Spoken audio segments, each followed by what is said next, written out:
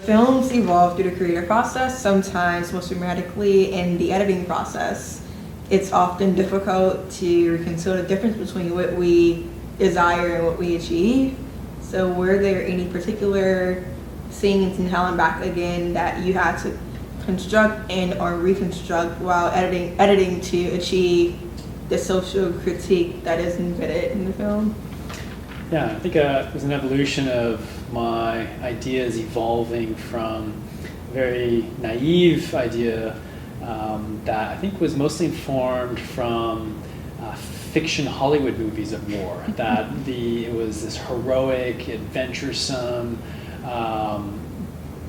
where a boy became a man, where it's this idea of testing yourself. And through the years of covering war, radically changed my ideas of war and then what it was. It was pain and suffering.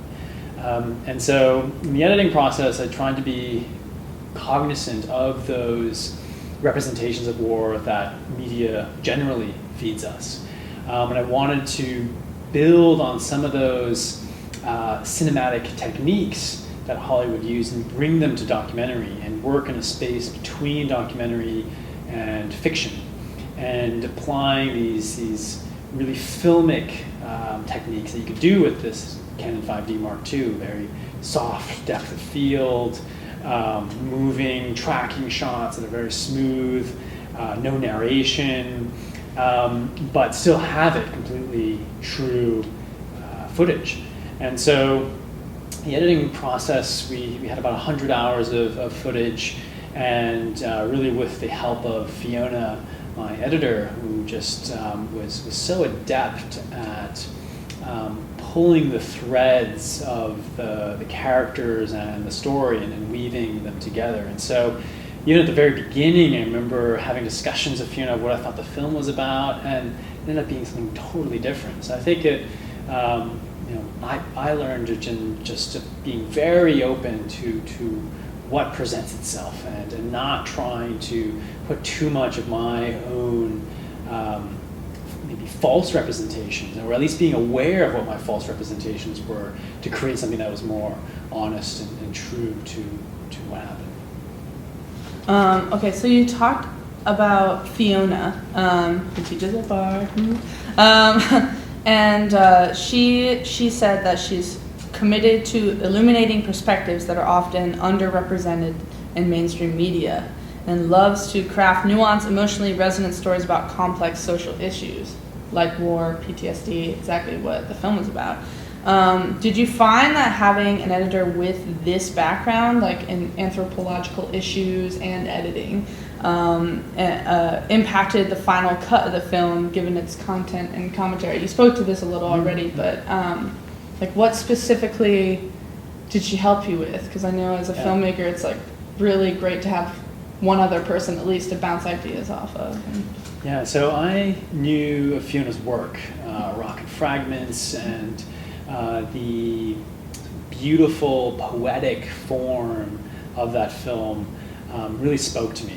Very visual, pacing was slow, and really let the characters breathe and not enforce an agenda. Just simply, this is how it is. So I think absolutely that working with Fiona with that social justice background, we were able to craft something that went deeper than a traditional view of war. It's not just the battlefield. It is that psychological re-entry into a civilian world, and that's often more difficult for these men and women coming home from war. So I think having her background allowed this deeper investigation of what is the reality of war, what is it psychologically, emotionally, and how can we explore that, and how can we weave that. So a lot of it was me just talking to her about my own experiences of what I saw, what I felt, and helping interpret that through images and audio. So ideas like emotional numbness of when coming back from such horrific events, the only way to deal and insulate yourself from that is your body and mind becomes numb to it. And how that felt was very hard to convey in images. And so audio was actually a way that I was able to draw that out, and I would take sounds that were recorded in the field, like machine gun fire or someone crying, and I would slow them down to 2 and 4%. These low drones were somewhat similar to what I was feeling and what I think many others feel. So I was taking my own personal experiences, finding creative ways, and Fiona was the one that would put them together and take the ideas I was having and be able to weave them in a coherent way. Very abstract things, very first-person subjective experiences that are very hard to communicate. She was able to pull those out very gently and very carefully, and weave it in a way that an audience could understand in a cinematic form. Yeah. Did you find it hard to be on, like in a war zone as a person with an activist background? Because you said your parents met like an anti-Vietnam War rally, you know? And so having that kind of parenting and background yourself, how is it to be like put in that environment?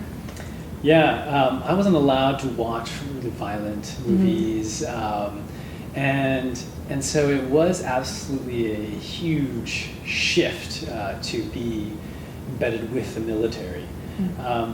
But I think I took the same approach that I did with any other documentary subject, and just making them feel comfortable and building trust. And I think, I came in probably with again that kind of predetermined notion of what the images I was looking for to match previous generations of war photographers. Of, this is a picture of war, but I think by being able to be empathetic for even soldiers that are doing the killing, and realizing that they're just part of that machine, they're a part of this institution, and it doesn't really come down to them. They are part of this conflict, and they suffer as well, and their families suffer. It's part of something that's much bigger than just the people. So being able to extend empathy to soldiers to the point where to really understand what is it that they go through. So it took a shift of my own kind of thinking of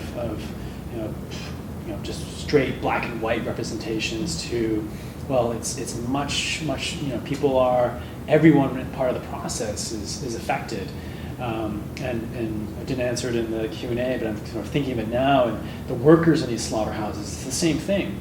They're the ones doing the killing and the gutting, but it's not their fault. It's really not, it's not them, it's the whole system. It's the whole system that forces them to be there in these really grueling, dangerous jobs where they're sustaining incredible injuries, exposed to incredible trauma, and they're just another victim of a larger system. So, Helen Beckham contains a scene in which imagery of the main character in combat on the battlefield.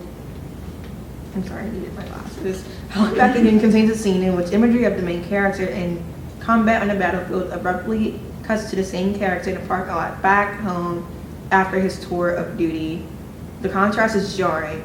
To this end, how were particular editing techniques and devices, cutting, sound, design, color, etc., used to influence the viewer's perception of PTSD, perhaps even garnering empathy towards the end? And I guess you could also loop in the VR as the empathy machine you're talking about. So I was really exploring the idea of a first-person subjective experience. What does it feel like to be there? What does it feel like to come home? And the parking lot scene in particular was one that I felt was quite poignant because it was so mundane. It's just this everyday experience. But it can seem even more challenging and more complex than the simple everyday life of being at war. It's sleep, walk, fight, do it again. And that simplicity you get used to it. You get into a rhythm of it, even though it is very tough and difficult and hard. It can be simpler than relationships and bills and parking lots that are full. And so by contrasting those two worlds just side by side and using sound again to weave it, but even color saturation, having scenes of a bright Walmart just ever so slightly desaturated, turn more gray, while the audio of gunfire and then the full vibrancy of a battlefield. It's trying to get closer to what it's like to be in the psyche of a soldier and be not just there, but within their view. And so VR is an extension of that, of trying to get closer to someone else's experience. I want to understand what you've seen and what you've been through. What does it feel like? And we have these mediums. We can speak about it. We can write about it. We can take pictures. But they're all imperfect mediums of trying to communicate that inner subjective experience that only I have, but I desperately want to share with someone else. And technology is just a way to connect these lines.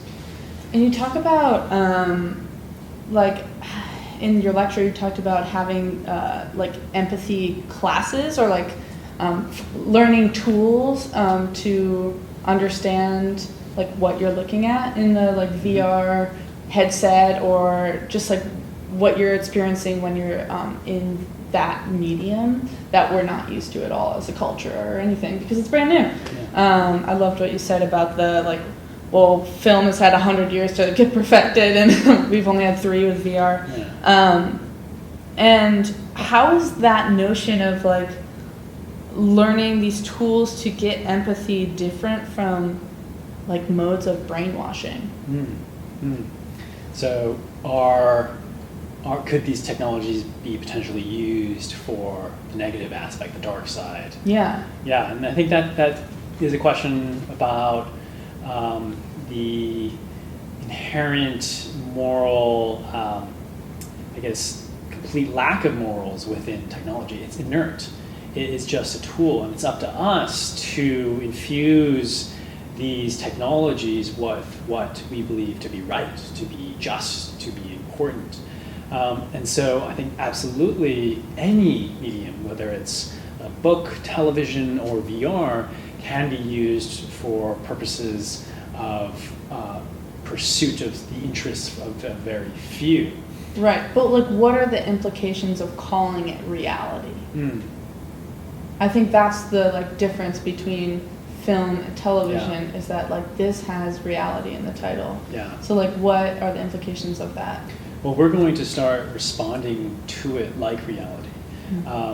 Even television or even a big screen cinema, it's still information that may evoke some emotion, but we're not responding to it in the way in VR. You're having a physiological response, an emotional response, a psychological response to what's happening around you, as if you were there in real life. So I think there's many questions around the ethics of what we can expose people to in VR, if it is so true in fidelity to our real world experiences. And something like a slaughterhouse is intensely graphic, and very violent. And just say that we're a fiction film. There's tremendous violence in fiction films. Any movie is just filled with tremendous violence. I don't think there is a moral justification to show that. It's for entertainment. It's for a trivial purpose. And so, I don't watch violent movies. I don't like watching war movies. I used to sort of, that's what war is. But then when I realized it was just these fabrications, false representations of reality, the violence seemed gratuitous. It was, why would I watch this for entertainment? But when the violence is true, when the violence is real, and real beings, sentient beings, are being impacted, there's a moral obligation, especially if we participate in that violence, especially if it's something that we participate 3 times a day and make a decision to participate. And ignorance may be one defense. I didn't know that.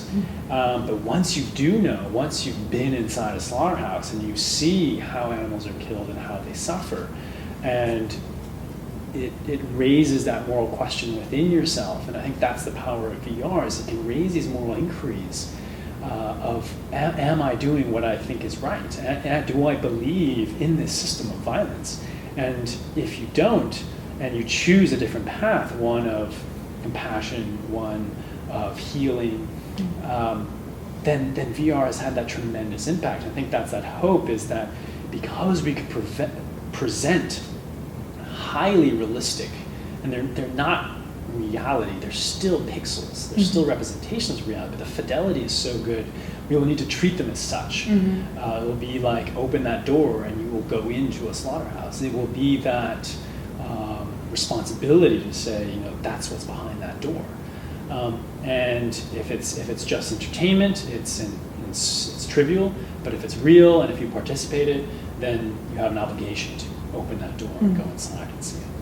Can you talk about the ethics then of editing the VR footage? Because you showed and the fact that you had a character in the footage of the slaughterhouse, because that's a decision, and it was like interesting and meta to see them like with a camera documenting as like they were talking to the camera, the VR camera experience. And so what are the ethics behind that editing and placement of a character narrating to the screen? Yeah, that, a very conscious decision to do that. We had done other pieces where there was no narration, there was no character speaking to camera. And I think those will be useful for that cinema verite experience, but there's something about direct eye contact that we respond to incredibly strongly. It just activates something to us. And very different even from looking at a flat image and here's some eyes looking at me. But when it's a person in space, in proximity to you, looking at you, it has this sense of pulling you in and creating that sense of presence that VR provides. So we wanted to have a guide, someone to take you into this really horrific world. Because if we had presented it without anyone taking you in, and calmly saying this is what you're seeing and this is what's happening. And many people said this after. They said if he wasn't in there, Jose, the undercover investigator, I wouldn't have been able to finish. I wouldn't have been able to get through. They would go into a scene, they would look around, find Jose, okay, he's there, I feel him, he's there, and he's there with me. And that gives the person courage to continue with this really difficult experience. So in a way, it was a way to bring people into the world, but because it's him addressing the camera and often taking choreographed routes to the camera and then away, because of the nature of the filming, you have to leave the camera, a cinematographer leaves, hides somewhere, and he has to come in.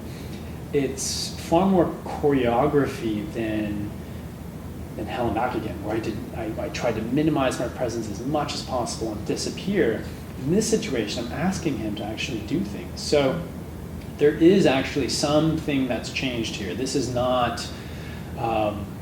this would not qualify as journalism. This would be something else. It is a new medium. We don't know what this is yet, but we're finding things that are working. And this guide that takes you into a world is working, and so we went with that, but we can't classify it quite yet as to what it is. There's certainly an advocacy component to it, but I think there's just something more basic as just personal connection and feeling you're with someone in this place that VR can provide. Go ahead, Milan. Okay, so Maybe back to Hell and Back Again. looking, searching for a question. Okay, so what was it like filming in a war zone under constant bombardment with no weapon of your own? Was there any particular point where you feared for your own life, and how did your concept of courage play into the filming and editing of this film, Hell and Back Again? Yeah, there are many times that I could have been killed. In the film, where there's a IED explosion, improvised explosive device, it was maybe 10 feet away from me, and an Afghan soldier had detonated it. And in this situation, I didn't know what was happening, but I knew that I was in grave danger. But I had gone into a automatic mode of just being extremely present and in a high state of concentration. And that's essentially what I've trained myself to do in very difficult situations, is to focus on my responsibility of bearing witness and documenting and operating my camera. And so a lot of that focus goes into the camera, a lot of it goes into the awareness of what is happening, but still feeling what I feel, and that fear of death is always there, but just acknowledging it's there and continuing to work is I think my form of courage. I have a technique to focus on. If I didn't have a camera, I'd probably curl up into a ball and not be able to do anything. But by having a camera, there's a strong sense of responsibility that I'm the only one here with a camera, and people need to see the reality. So I think people can train themselves to be courageous, if it's even in daily acts of I know this is right, and maybe no one else thinks this, but because I know this is right, I will still pursue it. And I think courage beyond sort of that physical sensation of I want to run away, but I'm not going to, is also just as applicable to values and morals that are not widely accepted yet, and that you can still persevere despite maybe the ridicule or discrimination or others that have not come to your understanding of what is right and wrong. So courage, I think, can be an everyday event of standing up for what you believe in. That's a good quote. Was there, okay, so you talk about having your camera giving you a sense of purpose, right? And like you're the only person there, you have an obligation to yourself, to your sense of, to yourself and to like the American community, I guess, and the Afghan community as well, to film these events. And was there a point during the filmmaking process that you felt you needed to stop recording, or that you needed to keep recording, like both ends of that? I was asked to stop recording in the scene where the soldier or the Marine is killed. Yeah.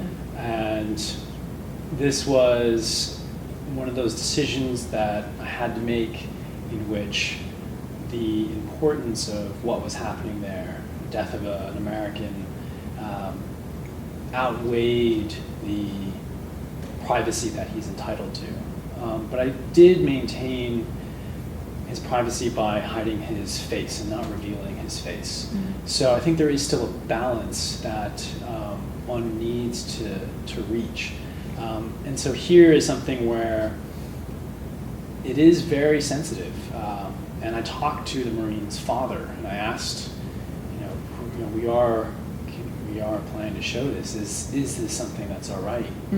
And he said that he didn't want to see the footage, but he thought it was important for the American people to understand the price of freedom. So there is still judgments that have to be made as to, do I not film this? Do I film this? Do I show this? And those have to be carefully weighed. And same with the death of the Afghan soldier. The questions of, would his family see this? Would it inflict more harm on his family? But that was outweighed by the sanitization of the battlefield, of where much of the actual horror of war is hidden from the public, because it's deemed does not fit some glorified version of war. So to show his body was also a very conscious decision, but to only show it for a certain length.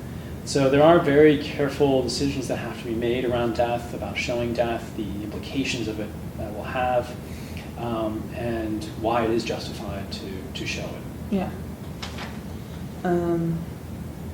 So what, you spoke to this more in your the beginning of your lecture, but what really prompted you as a photojournalist who's already in Afghanistan, right, to start taking videos? Like, what about your experience? And like you say, you got into, you know, photography by like looking through that book and like seeing these images and only being able to take in like 10 pages at a time because they're all so loaded.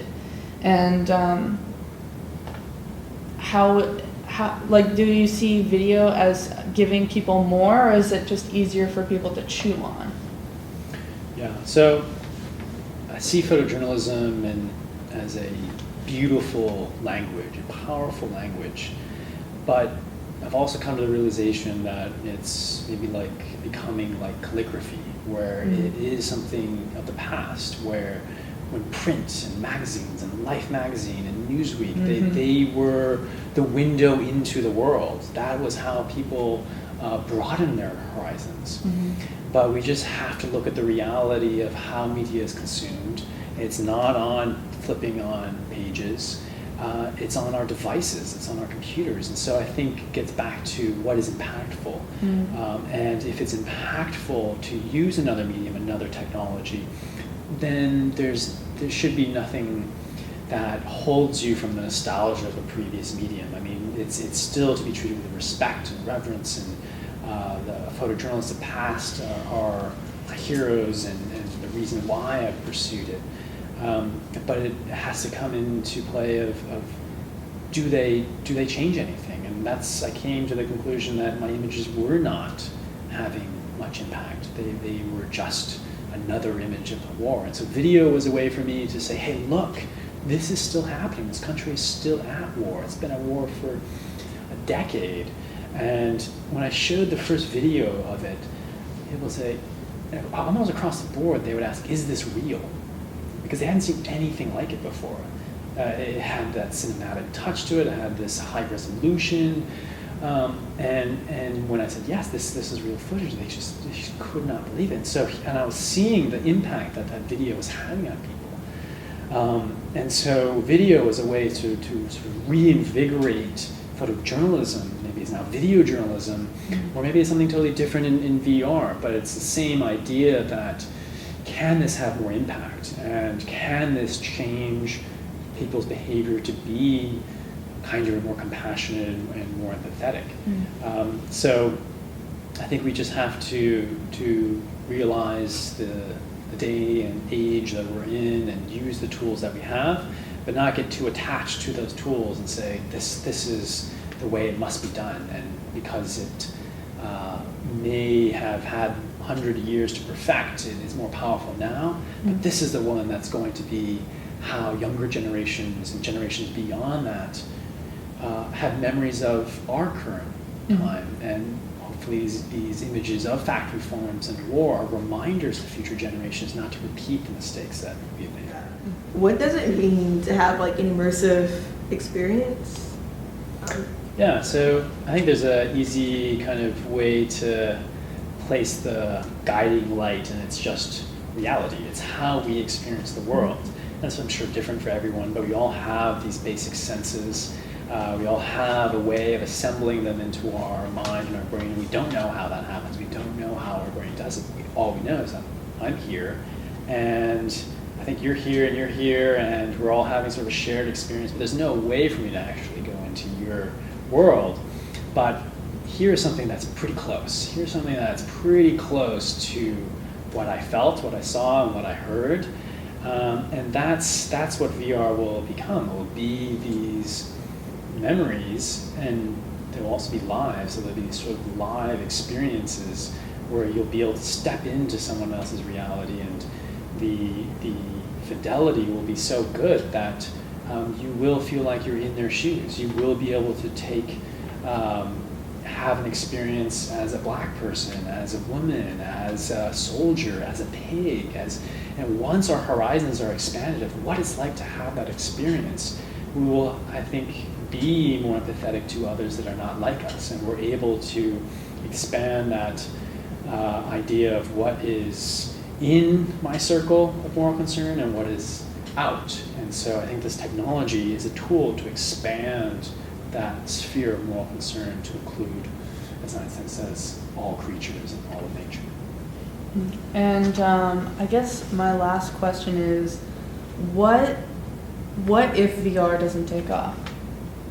What do you do then?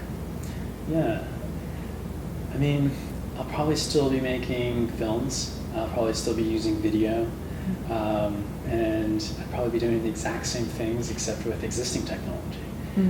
So they're just tools, they're just ways to capture emotion and convey that emotion.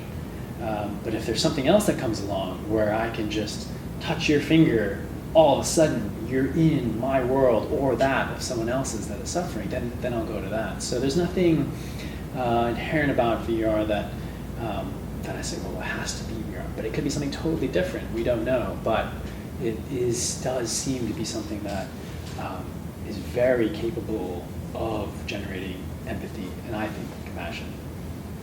Okay. Well, thanks. Great, thank you very much. Thank you.